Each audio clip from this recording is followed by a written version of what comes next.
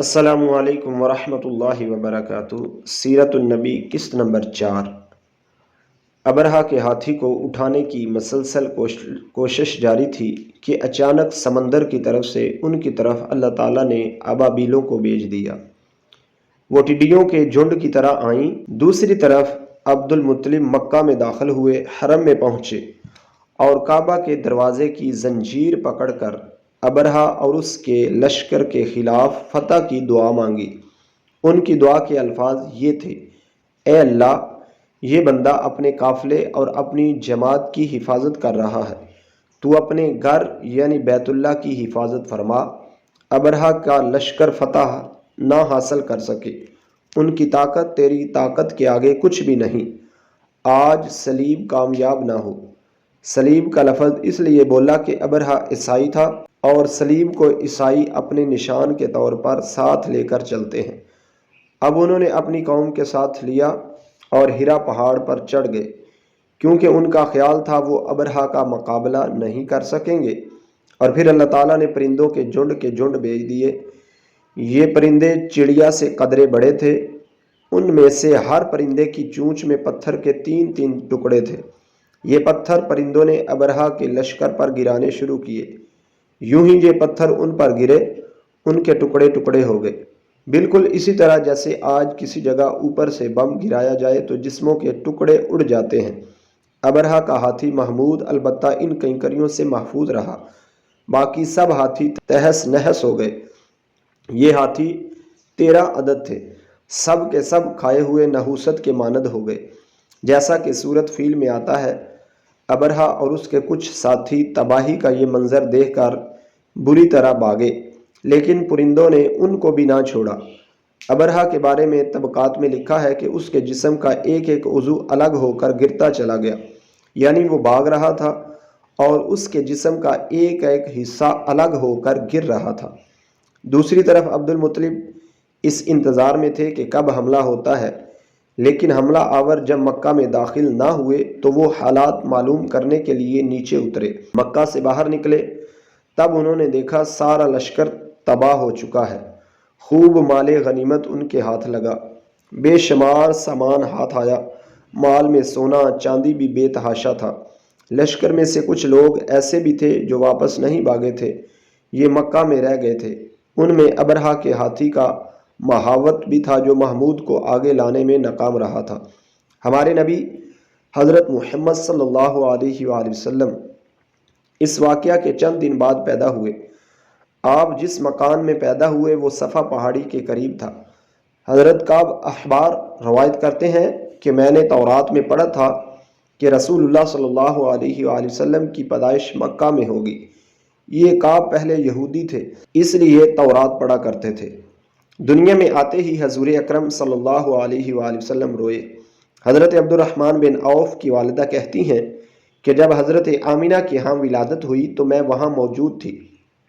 آپ میرے ہاتھوں میں آئے، یہ غالباً دائیہ تھی، ان کا نام شفا تھا۔ فرماتی ہیں جب آپ میرے ہاتھوں میں آئے تو روئے۔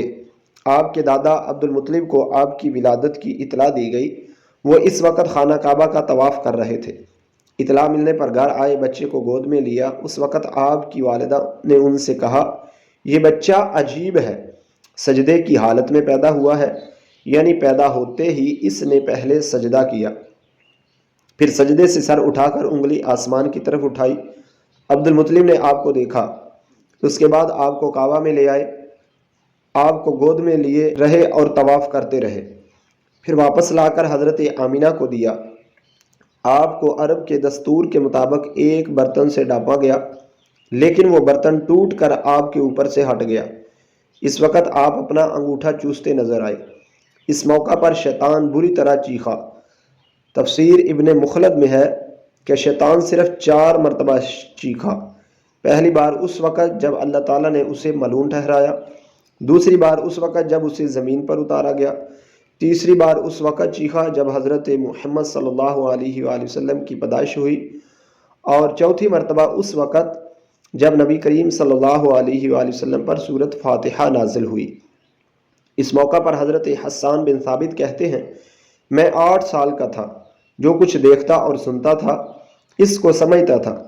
ایک صبح میں نے یثرب یعنی مدینہ منورہ میں ایک یہودی کو دیکھا، وہ ایک اونچے ٹیلے پر چڑھ کر چلا رہا تھا۔ لوگ اس یہودی کے گرد جمع ہو گئے اور بولے، کیا بات ہے، کیوں چیخ رہے ہو؟ یہودی نے جواب دیا، احمد کا ستارہ طلوع ہو گیا ہے اور وہ آج رات پیدا ہو گئے ہیں۔ حضرت حسان بن ثابت بعد میں 60 سال کی عمر میں مسلمان ہوئے تھے۔ 120 سال کی عمر میں انہوں نے وفات پائی، گویا ایمان کی حالت میں 60 سال زندہ رہے۔ بہت اچھے شاعر تھے، نبی کریم صلی اللہ علیہ وآلہ وسلم کی اپنے اشعار میں تعریف کیا کرتے تھے اور دشمنوں کی برائی اشعار میں بیان کرتے تھے۔ غزوات کے موقع پر اشعار کے ذریعے مسلمانوں کو جوش دلاتے تھے، اسی بنیاد پر انہیں شاعر رسول کا خطاب ملا تھا۔ حضرت کعب احبار فرماتے ہیں کہ میں نے تورات میں پڑھا ہے کہ اللہ تعالیٰ نے حضرت موسیٰ علیہ السلام کو حضرت صلی اللہ علیہ وسلم کی ولادت کے وقت کی خبر دے دی تھی، اور حضرت موسیٰ علیہ السلام نے اپنی قوم بنی اسرائیل کو اس کی اطلاع دے دی تھی۔ اس سلسلے میں انہوں نے فرمایا تھا، تمہارے نزدیک جو مشہور چمکدار ستارہ ہے، جب وہ حرکت میں آئے گا تو وہی وقت رسول اللہ صلی اللہ علیہ وآلہ وسلم کی پیدائش کا ہوگا۔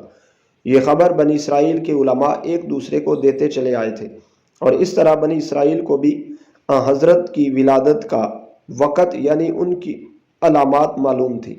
حضرت عائشہ رضی اللہ عنہا سے روایت ہے کہ ایک یہودی عالم مکہ میں رہتا تھا۔ جب وہ رات آئی جس میں حضرت صلی اللہ علیہ وآلہ وسلم پیدا ہوئے تو وہ قریش کی ایک مجلس میں بیٹھا تھا۔ اس نے کہا، کیا تمہارے ہاں آج کوئی بچہ پیدا ہوا ہے؟ لوگوں نے کہا، ہمیں تو معلوم نہیں۔ اس پر اس یہودی نے کہا، میں جو کچھ کہتا ہوں اسے اچھی طرح سن لو۔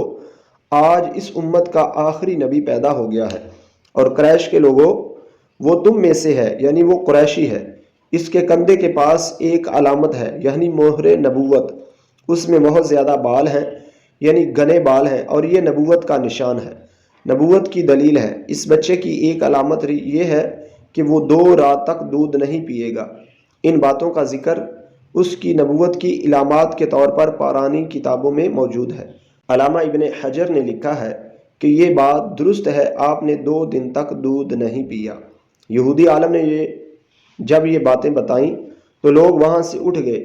انہیں یہودی کی باتیں سن کر بہت حیرت ہوئی تھی۔ جب وہ لوگ اپنے گھروں میں پہنچے تو ان میں سے ہر ایک نے اس کی باتیں اپنے گھر کے افراد کو بتائیں۔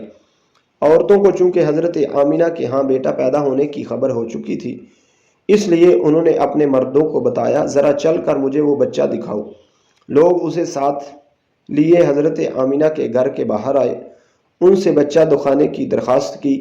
آپ نے بچے کو کپڑے سے نکال کر انہیں دے دیا۔ لوگوں نے آپ کے کندھے پر سے کپڑا ہٹایا۔ یہودی کی نظر جو ہی مہر نبوت پر پڑی وہ فوراً بے ہوش ہو کر گر پڑا۔ اسے ہوش آیا تو لوگوں نے اس سے پوچھا، تمہیں کیا ہو گیا تھا؟ جواب میں اس نے کہا، میں اس غم سے بے ہوش ہوا تھا کہ میری قوم میں سے نبوت ختم ہو گئی، اور اے قریشیو، اللہ کی قسم، یہ بچہ تم پر زبردست غلبہ حاصل کرے گا اور اس کی شہرت مشرق سے مغرب تک پھیل جائے گی۔